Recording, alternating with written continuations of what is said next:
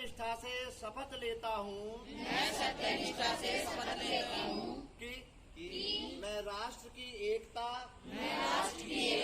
अखंडता और सुरक्षा को बनाए रखने के लिए स्वयं को समर्पित करूंगा और अपने देशवासियों के बीच यह संदेश फैलाने का भी भरसक प्रयत्न करूंगा।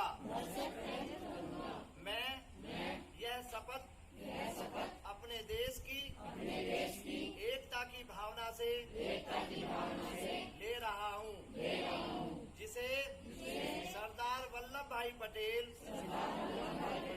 की दूरदर्शिता एवं कार्यों द्वारा संभव बनाया जा सका।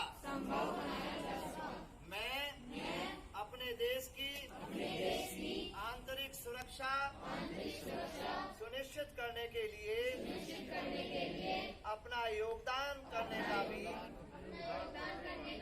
सत्यनिष्ठा से संकल्प करता हूँ। ईश्वर हमें यह संकल्प पूरा करने की शक्ति प्रदान करे। धन्यवाद। केवल अक्षर से पालन करेंगे, उसके लिए हम अपने विद्यार्थी काल से ही यह हम संकल्प करें कि आप गुरुओं का सम्मान करें, माता पिता का सम्मान करें, बड़ों का सम्मान करें, जो दीनहीन है उनकी सहायता करें और एक अच्छे नागरिक बन करके जिस क्षेत्र में जाएंगे आप, चाहे वो बिजनेस के क्षेत्र में जाएंगे, चाहे वो नौकरी के क्षेत्र में जाएं, जिस क्षेत्र में भी जाएंगे, आप एक अच्छे नागरिक की तरह ईमानदारी से हम काम करेंगे तो निश्चित रूप से इस भारत को विश्व गुरु बनने से कोई नहीं रोक सकता। आज हम विश्व गुरु बनने की तरफ पुनः अग्रसर हैं। हम सत्यनिष्ठा से प्रतिज्ञा करते हैं कि भारत के संविधान में दिए गए मूल कर्तव्यों का पालन करेंगे। संविधानों, संस्थाओं, राष्ट्रीय प्रतीकों का आदर करेंगे। देश की संप्रभुता, अखंडता की रक्षा करेंगे। महिलाओं का सम्मान करेंगे। हिंसा से दूर रहकर बंधुता बढ़ाएंगे। का संवर्धन और का संरक्षण, वैज्ञानिक दृष्टिकोण का, सार्वजनिक संपत्ति की रक्षा करेंगे। व्यक्तिगत व सामूहिक गतिविधियों में उत्कृष्टता बढ़ाएंगे। सबको शिक्षा के अवसर प्रदान करेंगे एवं स्वतंत्रता आंदोलन के आदर्शों को बढ़ावा देंगे। भारत माता की जय। भारत माता की जय। भारत माता की जय। और सदा के धर्मांतरण पर क्रोधित होकर उन्होंने उसको बुलाया और उसको जवाब डाला कि धर्मांतरण, क्योंकि इसके पीछे कारण था कि इनके इतने अनुयायी थे, हजारों अनुयायी थे और यहां तक भी चित्तौड़ के और राजस्थान के जो राजघराने थे उनके गुरु थे। मीराबाई का आपने नाम सुना है। मीराबाई के ससुर, उनकी सास और अनेक जो क्षत्रिय राजा थे, वे उनके गुरु थे। आज भी वो लोग उनको उसी तरीके से उनका सम्मान और उनकी पूजा। संतों ने समाज की सेवा, समाज की रक्षा, सामाजिक समरसता का काम किया। इन्होंने 3 मोर्चों पर, अलग अलग मोर्चों पर कार्य किया। इस देश के लिए क्या किया, समाज के लिए, मानवता के लिए क्या किया। हमें उनके आदर्शों पर चल करके इस मानवता की, इस देश की, इस राष्ट्र की, अपने धर्म की रक्षा के लिए हमेशा हमें आगे आना चाहिए, हमेशा आगे बढ़ना चाहिए। यही संत रविदास जी के जयंती पर अगर हम संकल्प लेंगे तो निश्चित रूप से हम एक अच्छे इंसान बनेंगे, एक अच्छे मानव बनेंगे और मानव बनकर के इस देश की, इस राष्ट्र की सेवा करते हुए इस राष्ट्र को उन्नत बनाएंगे। इतना ही मुझे कहना था। बोलो रविदास महाराज की जय। राम इस देश की पहचान है और भगवान श्री राम के आदर्शों पर चलने वाले कोटि कोटि, करोड़ों करोड़ों लोग पूरे विश्व भर में है और उनका जो मर्यादित आचरण है, उन्होंने जो पूरब से पश्चिम, उत्तर से दक्षिण पूरे समाज को जोड़कर इस भारतीय संस्कृति की स्थापना की। आज अगर हम उनके चरित्र को जानते हैं तो केवल और केवल वाल्मीकि जी के कारण जानते हैं।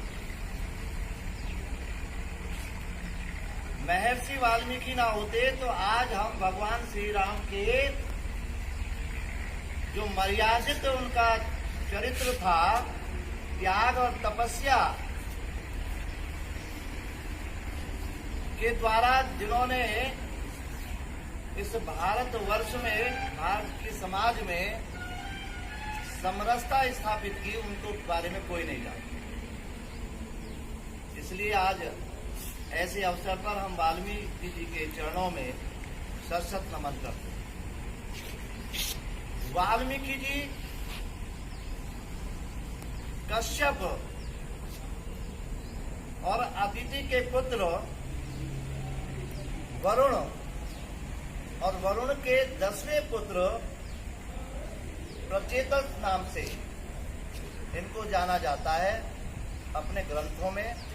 और खुद रामायण में भी उत्तरकांड के 16वें श्लोक में इन्होंने अपना परिचय दिया है कि मैं प्रचेता, यानी कि वरुण का दूसरा नाम प्रचेत है, प्रचेत का 10वां पुत्र प्रचेतस हूं। ऐसा इन्होंने अपना परिचय दिया है। वाल्मीकि नाम कैसे पड़ा? ऋषि परंपरा के थे।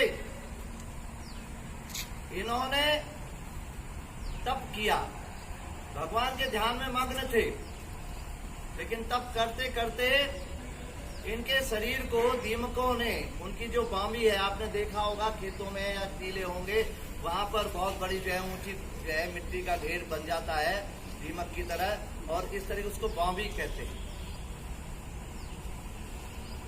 तो उससे ढक दिया गया। जब तपस्या करने के बाद उससे बाहर निकले, तब से इनको वाल्मीकि के नाम से पुकारा जाने लगा। इसी अनुष्टुप चंद ने 24,000 श्लोक के द्वारा रामायण की इन्होंने रचना की, 7 उसमें कांड। ऐसे उस परम तपस्वी वाल्मीकि जी महाराज को हम वास्तव में भूल गए, और यही कारण है कि आज उनके जो उपदेश दिए गए उनका हम पालन नहीं कर पा रहे। संपूर्ण रामायण में इन्होंने भगवान श्री राम के माध्यम से, जैसे राम का केवट की नाव में बैठना, उसके साथ मित्रता करना, सबरी के यहाँ जाकर के उनके जूते बेर खाना, और यहाँ तक कि जो आदिवासी वनवासी थे उन सबको साथ लेकर के उस समय का जो पर्याय था, आतंक का पर्याय था, जैसे आज चारों तरफ आतंकवाद है, नारियां सुरक्षित नहीं है, स्त्रियां सुरक्षित नहीं है, धार्मिक आयोजन सुरक्षित नहीं है, उस समय भी सज्जन लोग सुरक्षित नहीं थे, यज्ञ आदि नहीं होते थे, महिलाओं का सम्मान नहीं था। इस प्रकार से ऐसे उस समय में जो उस समय आतंक का पर्याय था, सबको संगठित करके आदिवासी वनवासी सबको साथ लेकर, किसी क्षत्रिय राजा को नहीं बुलाया था उन्होंने, और उस समय जो है उस अत्याचार का सामना किया, उस अत्याचारी रावण का वध किया, और संसार से, इस भारतवर्ष से जो बुराइयां थी उनको दूर किया। ये महर्षि वाल्मीकि के द्वारा है। इन महर्षि वाल्मीकि जी ने ये लिखा कि जननी जन्म भूमि से स्वर्गादपि गरीयसी, जननी और जन्मभूमि, माता जिसने हमें जन्म दिया है और जिस भूमि पर हमने जन्म लिया है, ये स्वर्ग से भी बढ़कर है, अर्थात इसके आगे सैकड़ों सैकड़ों स्वर्गों का सुख जो है वो वारी वारी जाता है, न्योछावर किया जा सकता है। ऐसा उन आदर्श जो भगवान का आदर्श था, उनका जो चरित्र था, उसका वर्णन करने वाले महर्षि वाल्मीकि जी ने जो एक सुंदर ऐसा रामायण रूपी रत्न दिया है, ये केवल भारत ही नहीं पूरे विश्व को आलोकित कर रहा है। इस रामायण में बताया है कि माता कैसी होनी चाहिए, पिता कैसा होना चाहिए, भाई कैसा होना चाहिए, मित्र कैसा होना चाहिए, और यहां तक भी जो है स्वाभिमानी जो हमारा सेवक है वो कैसा होना चाहिए, और दुश्मन भी कैसा होना चाहिए। सब में एक मर्यादित आचरण इन्होंने जो है उसमें दर्शाया। संसार की जितनी भी समस्याएं हैं, अगर हम वाल्मीकि कृत रामायण में जो महात्मा गांधी ऐसे महापुरुष थे जिन्होंने अपने व्यवहार से, आचरण से जो दूसरों के लिए प्रेरणा का स्रोत बने। आज अगर हम अपने कार्यों से दूसरों को प्रभावित करना चाहते हैं, लेकिन उनके कार्यों से, उनसे व्यवहार से दूसरे लोग प्रभावित होते हैं। इनके एक गांधी एंड हेल्थ 150 एक पुस्तक है, और उसमें गांधी जी के जीवन से संबंधित अनेक घटनाओं का विवरण है। गांधी जी देखने में कितने कमजोर लगते थे, पतले दुबले थे, लेकिन वो स्वास्थ्य के प्रति बहुत ही सजग थे। उनके जीवन का जो पूरा श्रेय है वो शाकाहारी भोजन को जाता है। शाकाहारी भोजन और खुली हवा, ये स्वास्थ्य जीवन का एक बहुत महत्वपूर्ण भाग है।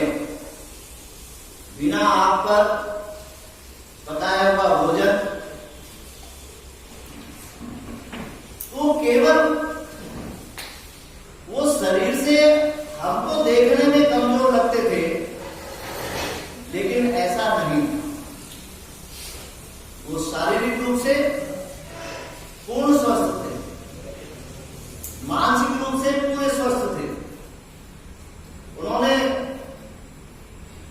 विभिन्न समाचार पत्र जैसे यंग इंडिया और हरिजन, दो पत्रिकाएं में अपने जीवन से संबंधित, स्वास्थ्य से संबंधित जो उनकी डाइट थी, जो उनकी खुराक थी प्रतिदिन की, उसके संबंध में वो लिखते रहते थे। वो प्रातःकाल उठ करके सुबह और शाम गुनगुना पानी, नींबू पानी में शहद डाल करके लेते थे। उसे जो शरीर की जो अतिरिक्त जो चर्बी है, उसके साथ साथ जो शरीर के अंदर अनावश्यक जो तत्व है उनको नष्ट करने का कार्य वो करते थे। दूसरे, वो प्रतिदिन सुबह शाम भ्रमण करने के लिए प्रतिदिन भ्रमण करते थे। प्रतिदिन 8-9 किलोमीटर वे सुबह शाम घूमते थे। शाम को घूमने के बाद जब सोने का समय होता था, आधा घंटा टहलने के बाद तब वो बिस्तर पर लेटते थे। क्योंकि जो चलना होता है प्रतिदिन, जयंती पर जो प्रारंभ किया है, शायद यहीं से प्रेरणा लेकर के ये प्रारंभ की गई। तो आज हमें केवल यही संकल्प लेना है छात्रों को कि हम जहां मानसिक रूप से हमारी जो बोली है उसमें भी स्वच्छता होनी चाहिए, मन में स्वच्छ होने चाहिए, स्वच्छ विचार होने चाहिए, शरीर भी हमारा स्वच्छ होना चाहिए, चाहे वो आंतरिक है बाह्य है, और अपने आसपास का वातावरण, चाहे हम घर में रह रहे हैं, चाहे हम विद्यालय में रह रहे हैं, चाहे हम कक्षा में घूम रहे हैं, चाहे हम सड़क पर घूम रहे हैं, अगर हमें किसी प्रकार की अस्वच्छता गंदगी या वहां पर हमें प्राप्त होती है तो उसमें किसी न किसी हमारे माध्यम से वह स्वच्छता, वहां की जो गंदगी है वो दूर होता है। कौन सी जयंती मना रहे हैं आज? कितने वर्ष हो गए? अरे बातें नहीं हुई। कौन सी जयंती मना रहे हैं? 144वीं जयंती मना रहे हैं। अच्छा, एक बात और बताइए, आज पटेल जी की जयंती जो पूरे भारतवर्ष में मनाई जा रही है, ये किस रूप में मनाई जा रही है? खड़े होकर बताएंगे किस रूप में मनाई? बिल्कुल बीच में नहीं बोलना है, खड़े होकर ये बोलेंगे। कौन बता सकता है ये किस रूप में आज मनाई जा रही है? कोई भी बताए। शाबाश, बताओ। यस, एक भारत अखंड भारत। एक भारत अखंड भारत। आप उधर पहुंच गए हैं, बहुत सुंदर आपने बताया है, उस तक हम पहुंच गए हैं। लेकिन एक प्रॉपर नाम दिया है, एक विशेष दिवस के नाम से दिया, मनाया जा रहा है। किसके रूप में बताइए सीनियर छात्र? हाँ, ये ये राष्ट्रीय एकता दिवस के नाम से ये आज पूरे भारतवर्ष में पटेल जी की जयंती को मनाया जा रहा है। और पिछले 2-3 वर्षों से 3 वर्षों से ये राष्ट्रीय एकता दिवस के रूप में ये मनाया जा रहा है। और इनकी स्मृति में पिछले वर्ष कोई स्मृति चिन्ह बनाया गया था, कोई बता सकता है? बहुत सुंदर, बताओ। सर, मूर्ति। मूर्ति कहाँ पर बनी? गुजरात में। वेरी गुड, गुजरात में मूर्ति बनी। कितना? 182। केवल अक्षर से पालन करेंगे, उसके लिए हम अपने विद्यार्थी काल से ही यह हम संकल्प करें कि आप गुरुओं का सम्मान करें, माता पिता का सम्मान करें, बड़ों का सम्मान करें, जो दीनहीन है उनकी सहायता करें, और एक अच्छे नागरिक बन करके जिस क्षेत्र में जाएंगे आप, चाहे चाहे वो बिजनेस के क्षेत्र में जाएंगे, चाहे वो नौकरी के क्षेत्र में जाएं, जिस क्षेत्र में भी जाएंगे, आप एक अच्छे नागरिक की तरह ईमानदारी से हम काम करेंगे तो निश्चित रूप से इस भारत को विश्व गुरु बनने से कोई नहीं रोक सकता। आज हम विश्व गुरु बनने की तरफ पुनः अग्रसर हैं। वो पूरे प्राणी मात्र के कल्याण के लिए किए गए। हमने सर्वे भवन्तु सुखिनः का नारा हमारे ऋषि मुनियों ने दिया है। सभी सुखियों, सर्वे भवन्तु सुखिनः, सर्वे सन्तु निरामया, सर्वे भद्राणि पश्यन्तु मा कश्चित् दुर्भाग् भवेत्। और यही कारण रहा कि हमने कभी भी किसी से कभी वैर नहीं रखा। प्राणी मात्र के कल्याण की भावना रखी है। प्राणी मात्र को हमने जो इस समाज के लिए, जो प्राणी मात्र के कल्याण के लिए, चाहे वो पेड़ पौधा रहा है, चाहे पशु पक्षी रहा है, हमने उनको पूजा है। ये जो हमारी संस्कृति रही है, अपनत्व की भावना, प्राणी मात्र के कल्याण की भावना के रहते हुए, यही कारण रहा कि हजारों वर्ष गुलाम रहने के पश्चात भी हमारी संस्कृति जीवित रही है। आज हम जीवित हैं। आज भी जो प्राचीन हमारी संस्कृति है, जो हमारे क्रियाकलाप थे, जो हमारी पद्धति है, कार्य प्रणाली हमारी रही है, सबको साथ लेकर के उस परंपरा के कारण आज हम जीवित हैं। और न केवल जीवित, आज भी उस परंपराओं को केवल भारतवर्ष नहीं, हो सकता है हम उसमें भूल गए हो, लेकिन जो पाश्चात्य देश है आज उन संस्कृति को, हमारी संस्कृति को अपनाने के लिए बढ़ रहे हैं। हमने हम सबको अपना मित्र मान, अनंत तो बतवा जो हमारा संविधान अपना लागू हुआ, उस संविधान निर्माताओं ने भी रविदास जी का जन्म चंवर वंश में होना बताया गया। ये चंवर वंश में जो सर्वप्रथम राजा हुए वो संवर सेन थे। उनके पुत्र कमल सेन, ब्रह्मसेन और रति सेन ये हुए, और उसके आगे चलकर के सूर्य सेन हुए, और सूर्य सेन के जो पुत्र थे वो चामुंडा राय थे, जिनकी राजधानी चमरावती थी। उधर सिसोदिया वंश के सबसे पहले राजा बप्पा रावल थे, जिन्होंने गुजरात की चंवर वंश की राजकुमारी से विवाह किया था। वह राजकुमारी अपने साथ एक देवी की प्रतिमा लेकर के आई थी। आज भी वह चित्तौड़ के मंदिर में विराजमान है। आगे बप्पा रावल ने अपने पुत्र को राजगद्दी सौंपकर और मोहम्मद गजनवी को हरा करके वहां की सत्ता चंवर सेन, चंवर वंश के सरदार को सौंप दी। यहाँ जो इशारा मेरा कहने का केवल यही मात्र है कि 753 ईस्वी तक जो चंवर वंश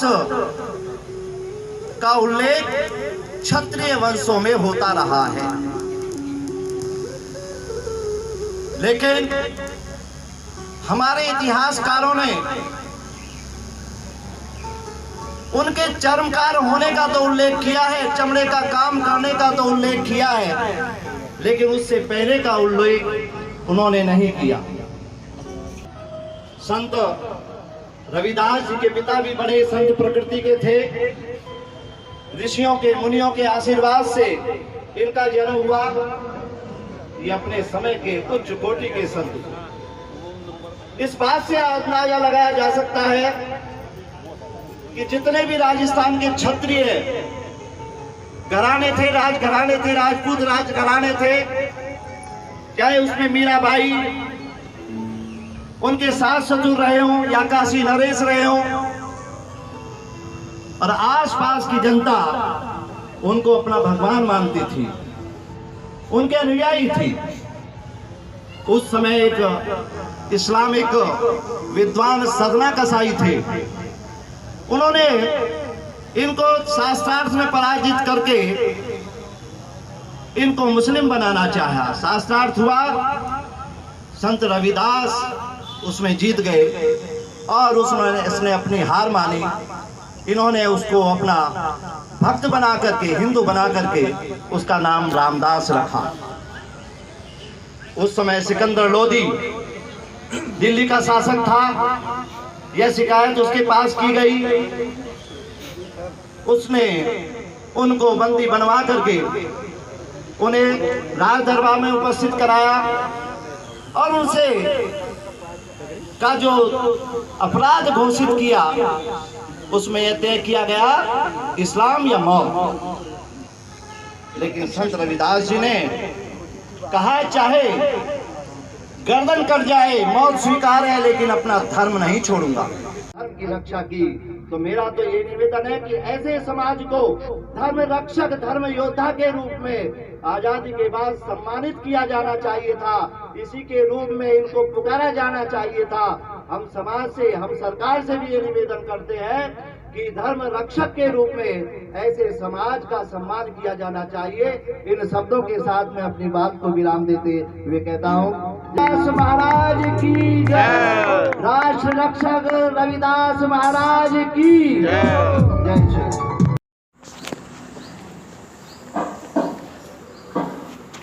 रैनी का ऐसी वाणी बोलिए, मन का आपा खोए, औरन को शीतल करे, आपो शीतल होए। क्योंकि वाणी शत्रु को भी अपना बना लेती है और मित्र को पराया कर देती है। काका काको धन हरत, कोयल काको दे, तुलसी मीठे वचन ते, जग अपनो कर ले। जब कौवा बोलता है सभी उसको भगाते हैं, लेकिन कोयल की वाणी को सुनकर के बच्चे, छोटे बच्चे भी फुदकने लगते हैं, क्योंकि वो कर्णप्रिय है। लेकिन ये भी कहा है कि सत्यम बुर्यात प्रियम बुर्यात, ना बुर्यात असत्यम अप्रियम। सत्य बोलना चाहिए और प्रिय भी बोलना चाहिए, लेकिन इस बात का भी ध्यान रखना चाहिए, अप्रिय लगने वाला सत्य भी नहीं बोलना चाहिए। क्योंकि कुछ स्थानों पर अगर हम सत्य को बोले और उसका अर्थ वहां पर अनर्थ हो रहा है, तो निश्चित रूप से वहां पर हम हास्य के पात्र होंगे। मैं एक उदाहरण दिया करता हूं। कहीं पर आप अच्छे कार्य में गए हैं, किसी के यहाँ शुभ संस्कार हो रहा है, विवाह आदि का कार्यक्रम है, और आप वहां ये कह दें, अरे राम नाम सत्य है। आपने इसमें बिल्कुल सत्य कहा कि राम का नाम सत्य है, लेकिन ये इस वाक्य, बहुत अच्छे बच्चे हैं आप, बहुत कुछ कर सकते हैं, लेकिन संगति का फल के कारण, संगति के कारण आप विद्यालय में भी डांट खाते हैं और आप विद्यालय से बाहर रहने लगते हैं। मैं दो पंक्ति कह करके अपनी बात को समाप्त कर रहा हूं। अगर गुरुओं के साथ रहोगे स्वयं बुरे बन जाओगे, अगर भलों के साथ रहोगे स्वयं भले बन जाओगे। जैसे होंगे मित्र तुम्हारे वैसे ही बन जाओगे, और सोच समझ कर करो मित्रता, जीवन भर फल पाओगे। आज पूरा भारतवर्ष संत गुरु गोविंद सिंह जी की 350वीं जयंती मना रहा है। गुरु गोविंद सिंह जी संत और सिपाही दोनों ही थे, परम योद्धा भी थे। वे अपने उपदेश में कहते हैं कि ओम शब्द जो प्रतीक है वो ब्रह्मा विष्णु महेश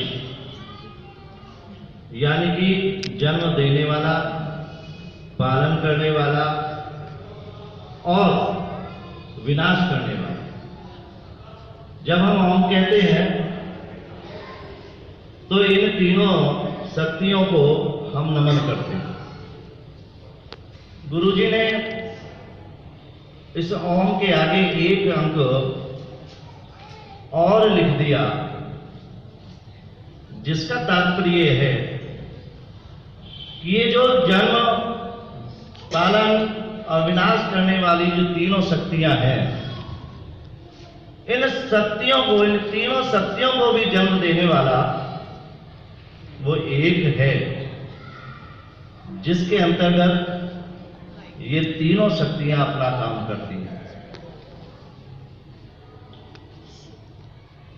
जहां इन्होंने, इनका कहना था कि ये जो मानव है, ये मानवता की रक्षा के लिए ईश्वर के दूत के रूप में ईश्वर ने यहां पर भेजा है, जिसका कार्य संसार में सुख, शांति और प्रेम की भावना को भरना होता है।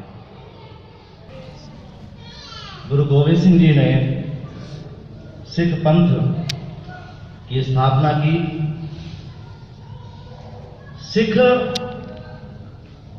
शब्द का, सिख का मतलब है ऐसा व्यक्ति जिसका आचरण शुद्ध हो, मन में कोई क्लेश, कलुषित भावना ना हो, जो आडंबर रहित हो, यानी कि देख लोक दिखावा से रहित हो, और अपने धर्म, हिंदू धर्म, हिंदू संस्कृति और अपनी मातृभूमि की रक्षा करने के लिए कि जो भावना है उसमें कूट कूट करके भरी हो, ऐसा सिख पंथ, सिख से तात्पर्य यह है। और हुआ भी यही। गुरु गोविंद साहब ने न केवल उस समय समाज को उपदेश दिए, बल्कि छुआछूत, ऊंच नीच की भावना को दूर करने का कार्य भी किया। साथियों, 10-12 साल के बच्चे जिनकी उम्र खिलौनों से खेलने के लिए होती है, अपने देश के प्रति, अपने धर्म के प्रति ऐसी निष्ठा इतिहास में कहीं नहीं है। दूसरा भाई भी, वो भी उछल करके वह भी इसी प्रकार का जवाब देता है। दोनों को दीवारों में से चीरने के लिए आदेश दे दिया जाता है। दीवार में चिन रहे होते हैं तो बड़ा भाई जो जोरावर सिंह, उसकी आंखों में आंसू आने लगते हैं। वे दुष्ट मुगल सैनिक, वो समझते हैं कि शायद बच्चा घबरा गया। उन्हें पूछा कि अब भी स्वीकार कर लीजिए। उन्होंने कहा, मैं इसलिए नहीं रो रहा, मैं इसलिए रो रहा हूं कि सबसे पहले मैं मां से जन्म मैंने लिया, इस मातृभूमि का अन्न पहले मैंने खाया, सबसे पहले सारे कार्य मुझे करने पड़े। लेकिन आज जब बलिदान का समय आया है तो मेरे से बाद में आने वाला मेरा छोटा भाई पहले बलिदान दे रहा है, मुझे इसका कष्ट है कि मेरा नंबर पहले क्यों नहीं आया। वाह, ये है हमारा इतिहास। बाकी तीसरे अजीत सिंह भी, जब उनको जानकारी होती है, उनको सहर्ष पिता गुरु गोविंद सिंह मुगलों से लड़ने के लिए भेज देते हैं और वे भी वीर गति को प्राप्त हो जाते हैं। तो चौथा जो अंतिम भाई है जुझार सिंह, वो पिता के पास आता है। वो भी कहता है कि पिता, मुझे भी इन तीनों भाइयों का अनुकरण करने की अनुमति प्रदान की। सोचिए आप कि भारतवर्ष ऐसे ऐसे महापुरुषों की वीर गाथाओं से भरा पड़ा है कि जिसके 3 बच्चे शहीद हो गए हों और चौथा अनुमति मांग रहा है।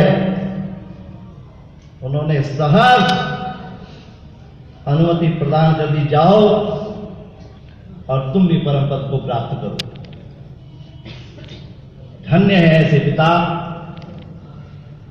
और धन्य है ऐसे बच्चे कि उन्होंने इस देश के लिए, इस धर्म के लिए, इस संस्कृति के लिए